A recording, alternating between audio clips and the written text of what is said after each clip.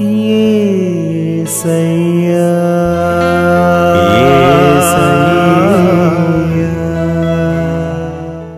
హల్లెలూయా. దేవునికి స్తోత్రం. ఈ వాక్యం వింటున్న వారందరికీ యేసుప్రభు వారి నుండి ఆశీర్వాదం, ఆరోగ్యం, ఐశ్వర్యం, సంతోషం, సమాధానం, నిరీక్షణ కలగాలని ప్రార్థిస్తూ సమస్త మహిమ, ఘనత, స్తోత్రం యేసుప్రభు వారికే చెల్లిస్తూ ఈరోజు మనం పరిశుద్ధ గ్రంథం నుండి ప్రకటన గ్రంథం 19వ అధ్యాయం 7వ వచనం చదువుకుని ధ్యానించుకుందాం. ఆయనను స్తుతించుడి, గొర్రెపిల్ల వివాహోత్సవ సమయం వచ్చినది, ఆయన భార్య తన్ను తాను సిద్ధపరచుకొని ఉన్నది కనుక మనం సంతోషపడి ఉత్సహించి ఆయనను మహిమపరచెదమని చెప్పగా వింటిని. వధువు గురించి ప్రభువారు మనకు బోధిస్తున్నారు. వధువు అంటే సంఘం, అంటే మనమే. ఎవరైతే యేసుప్రభు వారి ఎడల నిరీక్షణ కలిగి ఉంటారో వారంతా తమని తాము ప్యూరిఫై చేసుకుంటూ వధువులాగా సిద్ధపడి ఉండాలి. ఆయన రాకడలో ఎత్తబడాలంటే మనం ఎల్లప్పుడూ సిద్ధంగా నిరీక్షణ కలిగి ఉండాలి. ఈ నిరీక్షణలో ఎప్పుడూ బద్ధకం కలిగి ఉండకూడదు, ఎప్పుడూ సిద్ధంగా ఉండాలి. ఇది ఇంకా బాగా అర్థం కావడానికి ఉపమానం ద్వారా తెలుసుకుందాం. రవళికి పెళ్లి చూపులు ఏర్పాటు చేశారు తల్లిదండ్రులు. పెళ్లి చూపుల కోసం రవళి సిద్ధపడుతూ ఉండగా బంధువులంతా రవళి చుట్టూ చేరి సరదాగా ఆట పట్టిస్తూ అబ్బాయి అలా ఉంటాడు, ఇలా ఉంటాడు అంటూ తమాషా చేయసాగారు.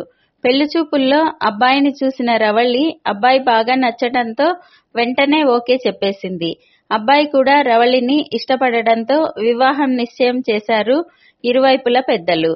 వేసవి కాలం కావడంతో పిల్లలందరికీ సెలవులు. దాంతో చుట్టాలంతా పెళ్లికి రావటానికి సిద్ధపడసాగారు. రవళి ఇంట్లో పెళ్లి పనులు మొదలయ్యాయి.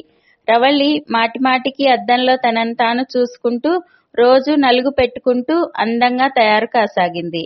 బాగా సన్నగా అయి ఇంకా అందంగా కనిపించాలని ముఖానికి మంచి గ్లో ఇచ్చే డైట్ తీసుకుంటూ సిద్ధపడసాగింది.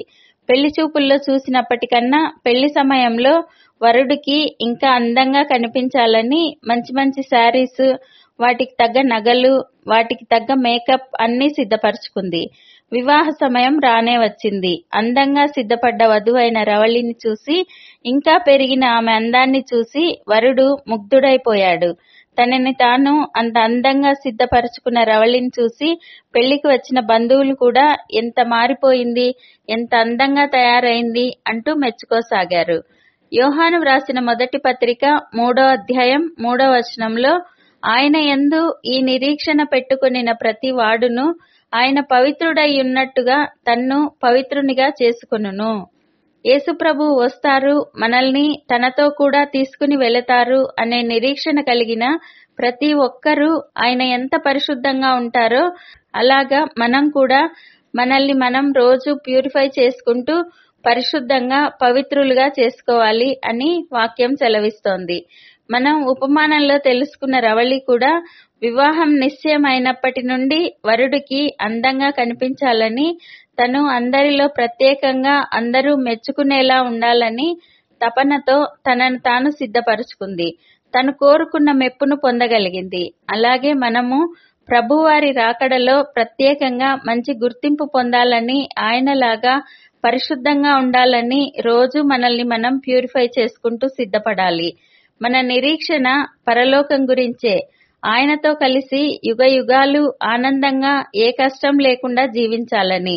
మన నిరీక్షణ ఫలించాలంటే ప్రతిరోజు మనల్ని మనం పవిత్రపరుచుకుంటూ సిద్ధపడుతూ ఉండాలి. ప్రార్థన చేసుకుందాం. ప్రభువా, దేవా, సర్వాధికారి తండ్రి, మీ పరిశుద్ధ పాదాలకు వందనాలు, స్తుతులు, స్తోత్రాలు నాయనా. మీరు మా జీవితాల్లో జరిగించిన మేళ్ళన్నింటికీ వందనాలయ్యా. గొర్రెపిల్ల వివాహోత్సవ సమయానికి మమ్మల్ని సిద్ధపరచుకుని ఉత్సహించమని నేర్పుతున్న దేవా వందనాలయ్యా. మీరు పరిశుద్ధులు కాబట్టి మమ్మల్ని అనుదినం పరిశుద్ధపరుచుకుంటూ ఉండమని తెలుపుతున్న దేవా వందనాలయ్యా. ఈ ప్రార్థనలో పాల్గొనే వారిని మీ నీతి పరిశుద్ధతతో నింపండి. వారి ప్రార్థనలను ఆలకించి వాటిని సఫలపరచండి.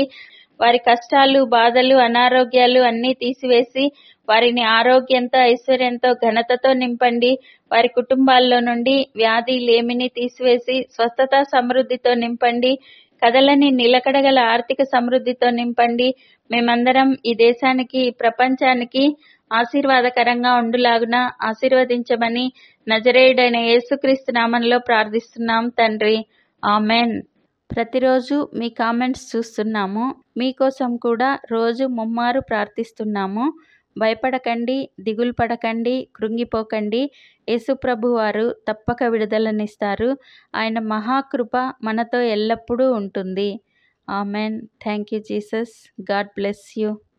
మేము మా ఛానల్లో అందించిన ఇతర వీడియోలను కూడా తప్పకుండా చూసి మీ మిత్రులకు షేర్ చేయగలరు. ఇప్పటి వరకు మా ఛానల్ సబ్స్క్రైబ్ చేయకుంటే వెంటనే సబ్స్క్రైబ్ చేసి కొత్త వీడియోల నోటిఫికేషన్స్ కోసం సబ్స్క్రైబ్ బటన్ పక్కనే ఉన్న బెల్ గుర్తును క్లిక్ చేయండి. అందరికీ వందనాలు. మెతుషేల జీవితానికి సంబంధించిన మరో గొప్ప మిస్టరీ అతని పేరులో దాగి ఉంది. దీని ప్రకారం మెతుషేల మరణం ద్వారా ఓ గొప్ప తీర్పును దేవుడు ఈ లోకానికి ఇవ్వాలి. మన దేవుడు మాట తప్పని దేవుడు కదా. గొప్ప తీర్పునే మెతుషేల మరణం ద్వారా ఈ లోకానికి ఇచ్చాడు. అది ఎలాగో చూద్దాం.